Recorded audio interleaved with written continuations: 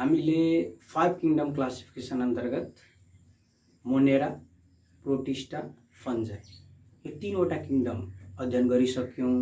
आज हामीले चौथो किंगडम प्लान्टी किंगडमको बारेमा अध्ययन गर्न गइरहेका छौं। त्यो प्लान्टी किंगडममा पनि प्लान्टी किंगडमको क्लासिफिकेसन छ। त्यसको क्लासिफिकेसनमा हामी के बुझ्छौं भने सुरुमा डिभिजन छ। प्लान्टी किंगडमको डिभिजनमा हामीले हेर्दाखेरि के छ भने एल्गी छ, ब्रायोफाइटा छ र ट्रेकियोफाइटा छ। ट्रेकियोफाइटा फर्दर फेरि सब डिभिजन भएको छ। ट्रेकियोफाइटाको टेरिडोफाइटा, जिम्नोस्पर्म र एन्जियोस्पर्म र एन्जियोस्पर्मको फर्दर दुईवटा क्लास छ, मोनोकोटिलेडन र डाइकोटिलेडन। त हामीले अब यो प्लान्ट किंगडमको जुन डिभिजन छ त्यो डिभिजनमा पनि पहिलो डिभिजन एल्गीको बारेमा अध्ययन गर्न गइरहेका छौं।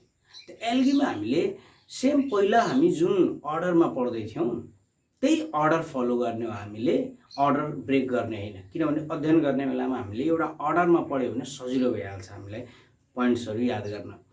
त पहिलो हामीले यो अर्डरमा के पढ्ने, त पहिलो अर्डरमा हामीले पढ्ने भनेको ह्याबिटेटको कुरा, वासस्थान। कुनै पनि अर्गानिजमको बारेमा हामीले अध्ययन गर्दाखेरि त्यसको ह्याबिटेट पढ्नु जरुरी छ। ह्याबिटेट पछि हामीले स्ट्रक्चरको बारेमा जान्नुपर्छ। स्ट्रक्चरमा सेलुलर लेभलदेखि लिएर अनि धेरै इम्पोर्टेन्ट कुराहरू त्यसमा आउँछ। त्यसपछि अब न्युट्रिसनको बारेमा हामीले अध्ययन गर्नुपर्छ। न्युट्रिसन पछि हामीले रिप्रोडक्सनको बारेमा पढ्नु पर्यो। रिप्रोडक्सन हुँदै हामीले सिग्निफिकेन्स अर्थात् इकोनोमिक इम्पोर्टेन्सहरूको बारेमा पनि जान्नु पर्यो। त्यो वास्तवमा अर्गानिजम्सहरूको बारेमा स्टडी गरेर हामीले के फाइदा लिन सक्छौं त्यहाँबाट। त्यसरी हामीले अर्डरमा पढ्ने। त अर्डरमा पहिलो कुरा ह्याबिटेट आयो। त्यो एल्गीको बारेमा हामीले के कुरा जानौं भने ह्याबिटेटको हाम्रो वरपर छ एल्गीहरू। फ्रेश वाटरमा पनि पाइन्छ अनि त्यसपछि मरिनमा पनि पाइन्छ। भनेको यो एल्गीहरू मोस्टली एक्वेटिक हुन्छ। मोस्टली के हुन्छ? एक्वेटिक। एक्वेटिक भन्नेबित्तिकै पानीमा युजुअली पाइने हो, तर मोइस्ट सोइलमा पनि कति पाइन्छ। र अर्को अनयुजुअल ह्याबिटेट्सहरुमा पनि पाइन्छ। अनयुजुअल ह्याबिटेट भनेको इपिफाइटको रूपमा पनि पाइन्छ। इपिफाइट भनेको रुखहरुमा पनि उम्रिन सक्छ यो। त्यसपछि अर्को पनि एउटा टर्म छ हामीले बुझ्नुपर्ने, इपिजोइक छ। इपिजोइक भनेको एनिमलहरुको सर्फेसमा पनि यो उम्रिन सक्छ। भनेको एनिमल्सको स्किनहरुमा उम्रिन सक्छ भनेर बुझौं। त इपिजोइक पनि एउटा टर्म हामीले नयाँ जान्यौं। अब ह्याबिटेटको बारेमा हामीले बुझिगयौं। डेजर्टहरुतिर पनि पाइन्छ भनेको अनयुजुअल ह्याबिटेटतिर भइएको। युजुअली भनेको यो मरिन र फ्रेश वाटरमा। फ्रेश वाटर तर्फ हाम्रो तर्फ जुन स्पाइरोगाइरा हुन्छ, ट्युबवेलहरु नजिक या हाम्रो जो पानी जम्ने ठाउँहरुमा प्राय गरेर हामीले स्पाइरोगाइरा देखेकै छ सबैजनाले। हरियो ल्याउ हो त्यो स्पाइरोगाइरा हो। अनि हामीले अर्को भनेको ब्रेकिस वाटरको कुरा पनि हामीले जान्नुपर्ने। ब्रेकिस वाटर भनेको एउटा टर्म के आएछ भने ब्रेकिस भन्नेबित्तिकै यो मरिन र फ्रेश वाटर दुईटैको मिक्सचरमा पनि त्यो ह्याबिटेटमा पनि पाइन्छ एल्गीहरु। ब्रेकिस वाटर एउटा जान्नुपर्ने कुरा हामीले एक्स्ट्रा के बुझ्यौं भने मरिन भइएको सल्टी वाटर, त्यतातिर प्राय गरेर रेड एल्गी, ब्राउन एल्गी पाइन्छ। यता हाम्रो फ्रेश वाटरमा भएको ग्रीन एल्गीहरु भइगयो। एल्गीको क्लासिफिकेसनमा हामीले त्यो पढ्ने नै हो। क्लोरोप्लास्टको आधारमा क्लोरोप्लास्टमा पनि क्लोरोफिल कुन अब क्लोरोफिल ए र बी ग्रीन एल्गीमा हुने हो, क्लोरोफिल ए र सी ब्राउन एल्गीमा हुने हो, क्लोरोफिल ए र डी भनेको रेड एल्गीमा हुने हो। यानी क्लोरोफिलको प्रेजेन्सबाट हामीले तीन प्रकारको एल्गीको क्लासिफिकेसन गर्न सक्छौं। र त्यसैले हामीले त्यो क्लासिफिकेसनको बारेमा पनि छोटकरीमा अहिले जान्यौं। पछि फेरि हामीले यो कुराहरू ल्याउनु छौं। त हामीले ह्याबिटेटको बारेमा क्लियर भयौं। के क्लियर भयो भने मरिन भइगयो, यता फ्रेश वाटर हाम्रोतिर पनि भइगयो, अनि त्यसपछि दुईटैमा पनि भइगयो। ब्रेकिस वाटर भन्नेबित्तिकै मरिन प्लस यता हाम्रो फ्रेश वाटर दुईटैको कम्बिनेसन भनेको ब्रेकिस वाटर हो। हामीले त्यसैले सुरुमा हामीले लेखेछौं यो मोस्टली एक्वेटिक भयो। एक्वेटिक भइगयो, त्यसमा पनि मोइस्ट सोइल र अनयुजुअल ह्याबिटेट्समा पनि पाइन्छ। अनि यो मोस्टली एक्वेटिकमा पनि फ्रेश वाटर, मरिन र यो हामी ब्रेकिस वाटर भनेर मेन्सन गरिरहेका छौं। त्यसैले यो कुरा पनि हामीले क्लियर भयौं ह्याबिटेटको बारेमा। ह्याबिटेट क्लियर भइसकेपछि अब हामीले स्ट्रक्चरको बारेमा जानौं। स्ट्रक्चरमा सुरुमा हामीले सेलुलर लेभलको कुराहरू जानौं। सेलको डिटेल इन्फर्मेसन लियौं त हामी। त यो युनिसेलुलर पनि छ। युनिसेलुलरको एक्जाम्पल क्लामिडोमोनास, यहाँ क्लामिडोमोनास भनेर हामीले भन्छौं। यो अर्गानिजम भनेको युनिसेलुलर हो। यहाँ डायग्राम बनाइरहेको छु र यहाँ फ्लेजेलम पनि छ। सिंगुलरमा फ्लेजेलम, प्लुरलमा फ्लेजेला, दुईटा यसरी फ्लेजेला हुन्छ, त्यसको हेल्प लिएर स्विम गर्ने हो। यो मोटाइल नेचरको हुन्छ। किन मोटाइल भनेको भने यो फ्लेजिलेटेड हुन्छ, यसमा फ्लेजेला पनि हुन्छ जसको मद्दतले स्विम गर्ने हो, मुभमेन्ट गर्ने हो, एक ठाउँमा रहिरहने होइन। अब यो नन मोटाइल नेचरको भइगयो यो स्पाइरोगायराको डायग्राम भनेको यो मोटाइल र नन मोटाइल दुईटै नेचरको हुन सक्छ। र सेलुलर लेभलमा हामीले यो कुरा जानिसक्यौँ। सेलुलर लेभलमा युनिसेलुलर पनि हुन सक्छ, मल्टिसेलुलर पनि हुन सक्छ। युनिसेलुलरमा क्लामिडोमोनास र अर्को मल्टिसेलुलरमा भोल्भक्स, युलोथ्रिक्स, स्पाइरोगायरा छ, यिनीहरू भनेको मल्टिसेलुलर भइहाल्यो। हामीले पहिलो कुरा हेबिटेटको बारेमा जान्यौँ। दोस्रो कुरा हामी अहिले के जानिरहेछौँ भने स्ट्रक्चरको बारेमा। र स्ट्रक्चरमा हामीले मोर्फोलोजी र एनाटोमी दुईटैको कुरा गरिरहेछौँ हामी। सुरुमा हामीले सेलुलर लेभल भनेको मोर्फोलोजी रिलेटेड है, बाहिरबाट हामीले अब्जर्भ गर्दाखेरि के इन्फर्मेसन पाउँछौँ त्यो कुराहरू यो एल्गीको केसमा। त्यो सेलुलर लेभलको कुरा गरियौँ, युनिसेलुलर र मल्टिसेलुलर। अर्को कुरा हामी के गरौँ भने अब यो कोलोनियल पनि हुन्छ।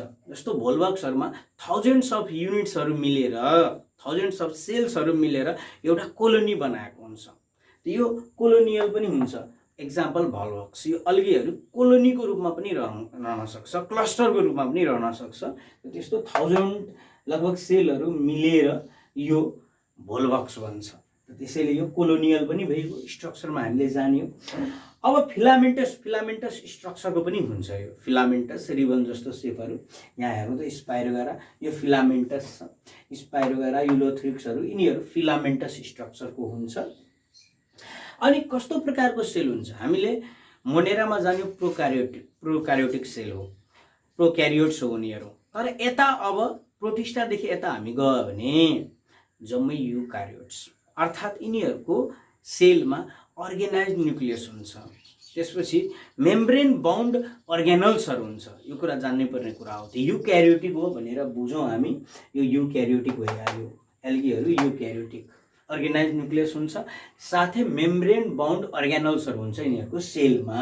हामीले यहाँ देखाएको छ सबै कुराहरू, साइटोप्लाज्म छ, क्लोरोप्लास्टहरू छ, न्युक्लियस, पाइरेनोइड, भ्याक्युल सबै कुराहरू छ। यो त्यसैले युक्यारियोटिक भइहाल्यो। अर्को कुरा थ्यालसको बारेमा पनि जानौँ। अब यसको प्लान्ट बडी थ्यालस हो। थ्यालस भन्ने बित्तिकै हामी थ्यालस र थैली जस्तो प्लास्टिकको झोला हुन्छ नि, त्यस्तै सेम बुझौँ। एउटा इक्जाम्पलको लागि हामीले लियौँ। र थ्यालसमा हामीले के बुझौँ भने यो एडभान्स प्लान्टहरू जस्तो रुट, स्टिम र लिभ्समा हामी छुट्याउन सक्दैनौँ। जरा, काण्ड, पातमा छुट्याउन सकिँदैन यो एल्गीहरूलाई। त्यसो भए बडी कस्तो भइहाल्यो, थ्यालस। त बडी स्ट्रक्चरको बारेमा पनि जान्यौँ हामीले, थ्यालसको बारेमा जान्यौँ। अर्को फुड स्टोरको कुरा छ। कसरी फुड स्टोर गर्छ हामीले फन्जाहरूले फुड स्टोर के को रूपमा गर्छ, ग्लाइकोजेनको रूपमा गर्छ। तर यिनीहरू यो एल्गीहरू क्लोरोप्लास्ट भएको कारणले यिनीहरू फुड के को रूपमा स्टोर गर्छ, स्टार्चको रूपमा। के को रूपमा, स्टार्चको रूपमा फुड स्टोर गर्ने हो। त फुड स्टोरिङ पनि यसको डिफ्रेन्ट छ फन्जाई लगायत अन्य जीवभन्दा। यो के को रूपमा स्टोर गर्यो, हामीले स्टार्चको रूपमा जान्यौँ। त्यसपछि भास्कुलर टिस्युको बारेमा। एडभान्स प्लान्टहरूमा के हुन्छ भने त्यहाँ रुटहरूले के गर्ने काम गर्ने हो, रुटमा जाइलम हुन्छ। त्यो जाइलमले के गर्ने हो भने वाटर एन्ड मिनरल्स एब्जर्भ गरेर अनि त्यसपछि लिभ्समा पुगाउने हो। अर्को फ्लोएम हुन्छ। फ्लोएमले त्यही लिभ्समा बनेको फुडहरू डिफ्रेन्ट पार्ट्स अफ द प्लान्टमा पुर्याउने हो। त्यस्तो यो एडभान्स प्लान्ट होइन। त्यसैले यसमा भास्कुलर टिस्यु हुँदैन, कन्डक्टिङ टिस्यु हुँदैन। त्यो एउटै कुरा हो। जाइलम र फ्लोएम एब्सेन्ट हुन्छ यसमा, नो भास्कुलर टिस्यु, जाइलम र फ्लोएम हुँदैन। यो एडभान्स प्लान्ट होइन, सिम्पलर इन स्ट्रक्चर हुन्छ भनेर जानौँ। अर्को सेल वालको बारेमा जानौँ। अब सेल वाल हामीलाई थाहा छ, सेल वाल यिनीहरूको फन्जाईमा के पढेको थियो, सेल वाल काइटिनबाट बनेको हुन्छ भने यिनीहरूको सेल वाल युजुअली सेलुलोजबाट बनेको हुन्छ। केबाट बनेको हुन्छ, सेलुलोजबाट बनेको हुन्छ। अब त्यसमा पनि ग्रीन एल्गी भयो भने सेलुलोजै भइगयो, ब्राउन एल्गी भयो भने सेलुलोज प्लस एल्जिन भनेर एउटा अर्को छ लेयर, एल्जिन हुन्छ। अनि त्यसपछि रेड एल्गी छ भने त्यसमा सेलुलोज प्लस पेक्टिन हुन्छ। यो कुरा बुझ्नु पर्यो है, डिफरेन्स हामीले जान्दाखेरि। यसरी क्लोरोप्लास्टको रूपमा, अब यहाँ हामी क्लोरोप्लास्टमा पनि आइगयौँ। सेलवाल त बुझिएगयो, सेलवाल भनेको सेलुलोज छ, सबैमा सेलुलोज छँदैछ है। यो क्लासिफिकेसन एल्गीको गर्दाखेरि 3 प्रकारको हामीले ग्रीन, ब्राउन र रेड गर्छौँ। यो सबैमा सेलुलोज भइएको, सेलुलोज यसमा भइगयो। यसमा सेलुलोज प्लस एल्जिन छ। यो रेड एल्गीमा सेलुलोज प्लस पेक्टिन छ भनेर जानु, यो क्लियरली जानु। अनि हामीले यो क्लासिफिकेसन अब क्लोरोप्लास्टको बारेमा पनि जानौँ न। यो क्लोरोप्लास्ट बारेमा जानौँ। क्लोरोप्लास्ट यो ग्रीन एल्गीमा अब क्लोरोफिल ए र बी हुन्छ। अघि पनि मैले भनेको थिएँ क्लोरोफिल ए र बी हुन्छ र फ्रेस वाटरमा पाइन्छ। यो फ्रेस वाटर भनेको हाम्रोतिर लेक पन्डहरूतिर पाइन्छ प्रशस्त मात्रामा। ब्राउन एल्गी भनेको क्लोरोफिल ए र सी हुन्छ, यसमा बी हुँदैन। ए सबैमा भइगयो है कमन साथीहरू, ए सबैमा कमन भइगयो। सुरुमा ए र बी भइगयो, बी भइगयो, त्यसपछि सी र त्यसपछि डी। याद गर्न सजिलो छ। यो क्लोरोफिल हो, CHL मैले लेखेको अनि क्लोरोफिल हो सर्टकटमा यहाँ बुझाउनको लागि।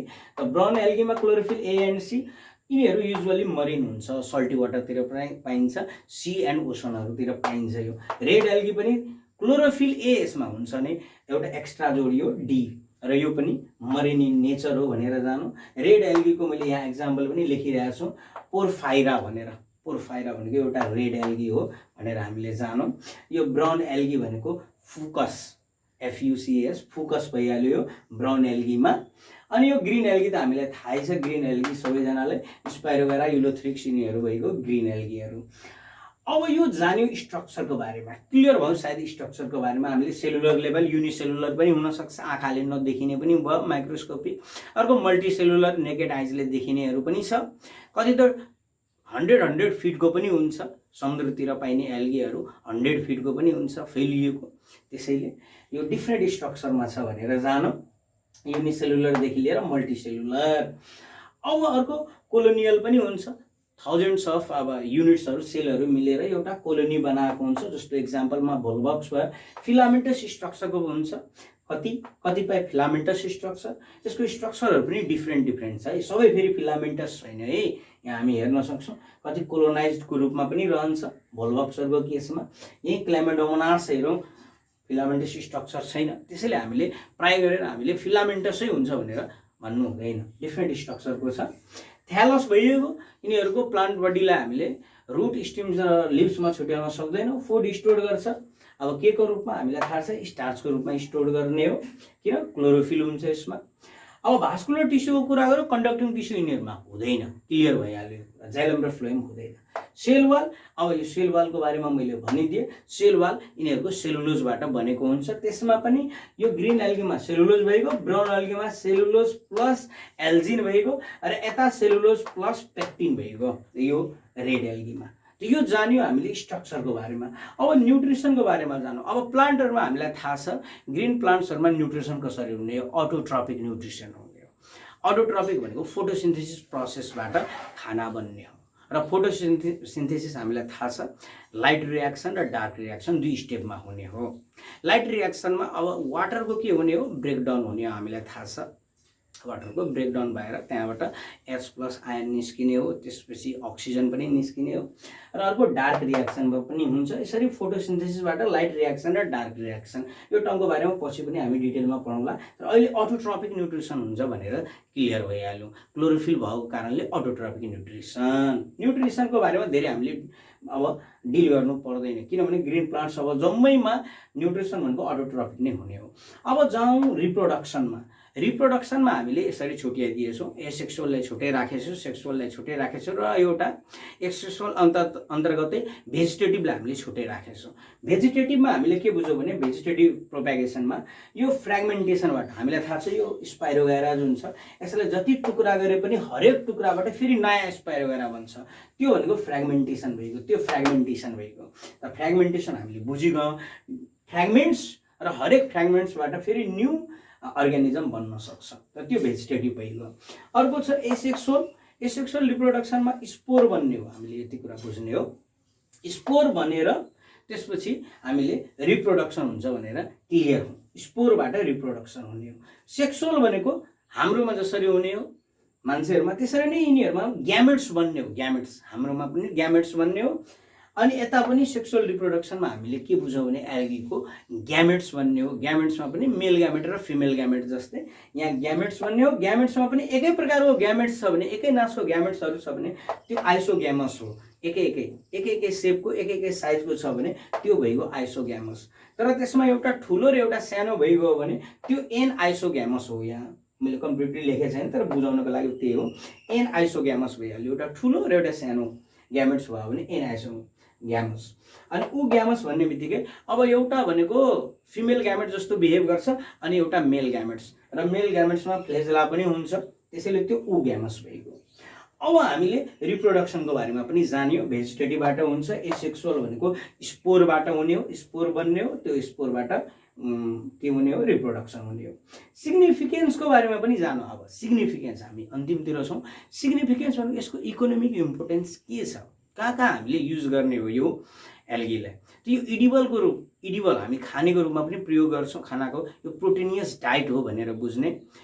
स्पेसमा पनि लग्ने हो एस्ट्रोनट्सहरूले है, त्यो प्रोटिन सप्लिमेन्ट गर्ने हो, प्रोटिन सप्लिमेन्ट गर्ने हो, त्यसैले एउटा यो स्पेस फुड पनि भइहाल्यो। अर्को सोर्स अफ अक्सिजन त भइगयो, फोटोसिन्थेसिस हुन्छ भने फोटोसिन्थेसिस पछि अक्सिजन रिलिज हुने हो, त्यसैले यो इकोसिस्टममा अक्सिजन दिने हो। र धेरै अब भनौँ न अर्ग्यानिजम्सहरूको चाहे सी ओसनमा होस्, त्यहाँ एल्गी भनेको फुडको रूपमा पनि अब धेरै एनिमल्सहरूले युज गर्ने हो, एज अ फुड पनि भइगयो धेरै एनिमल्सहरूको लागि। अनि सोर्स अफ अक्सिजन भइगयो।